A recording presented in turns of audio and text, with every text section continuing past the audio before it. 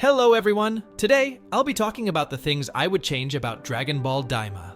Now, before we start, I just want to make it clear, this is not me disrespecting Akira Toriyama's story in any way. I love Daima and will continue to do so, but these are just my personal thoughts on what I would tweak to make it even better.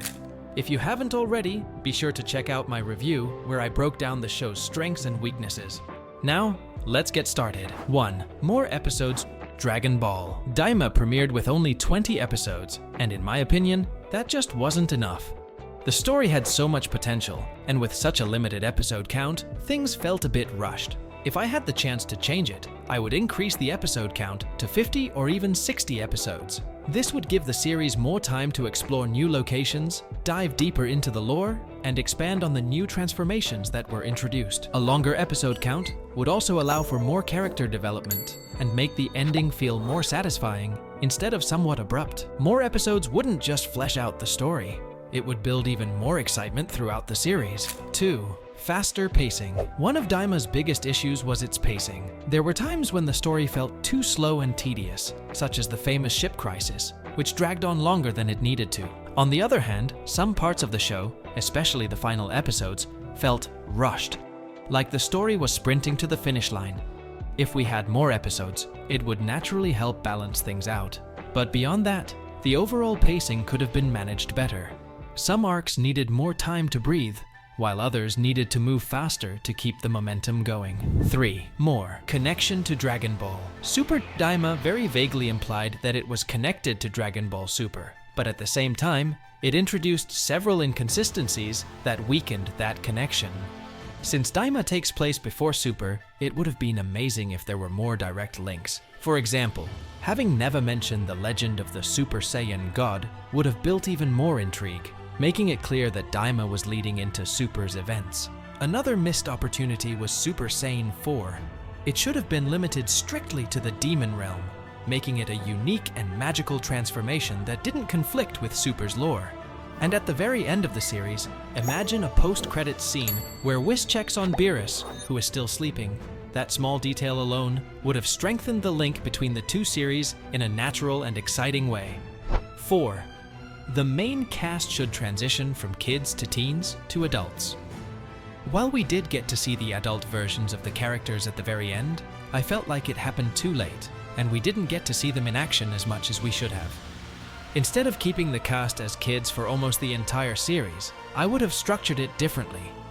They would start off as kids, just like in Daima, but halfway through the series, they should have transitioned into teenagers. This is something Dragon Ball rarely explores, and seeing the cast in their teenage years would have been a refreshing change. Then, by the time they reached the final battle, they should have fully returned to their adult forms, making the transformation feel more meaningful. This approach would have allowed us to see 3 different stages of the characters, making the show even more fitting as a 40th anniversary tribute to Dragon Ball. 5. A different final villain. While Goma was a decent final villain, I think there was a way to make the ending even more impactful.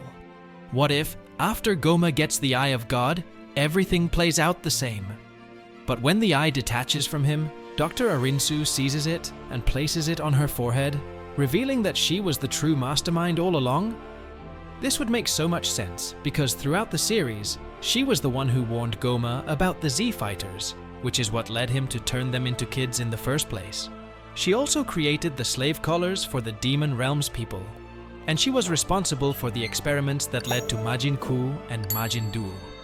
With this setup, it would have been perfect for her to emerge as the final villain, showing that she was manipulating everything from behind the scenes. 6.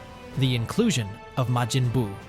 Now, here's a change that I think would have made Daima even more interesting, replacing Piccolo with Majin Buu. Piccolo was great, but Buu actually has a stronger connection to the demon realm, which would have made his involvement much more meaningful.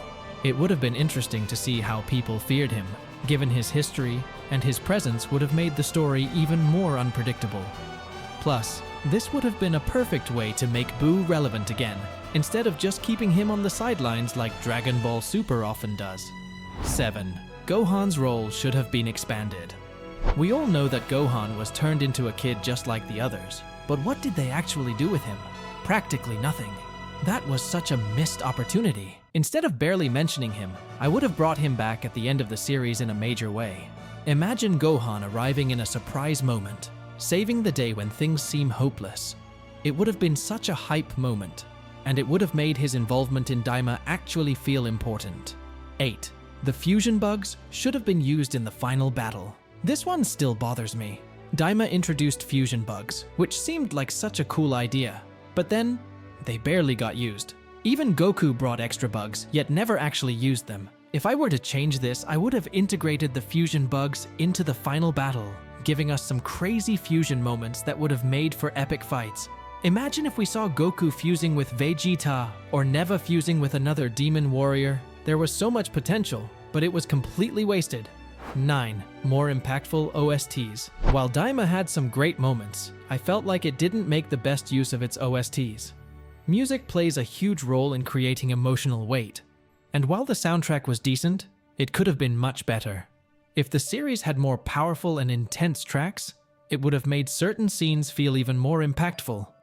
The music needed to capture the true essence of Dragon Ball, and unfortunately, it just didn't hit as hard as it should have. Final thoughts. At the end of the day, I still think Dragon Ball Daima was a fantastic show, but it definitely had areas that could have been improved. These are just my personal ideas on what I would change to make it even better. What do you think? Let me know in the comments what you would change about Daima. And don't forget to like, subscribe, and share this video with other Dragon Ball fans. Until next time, see ya!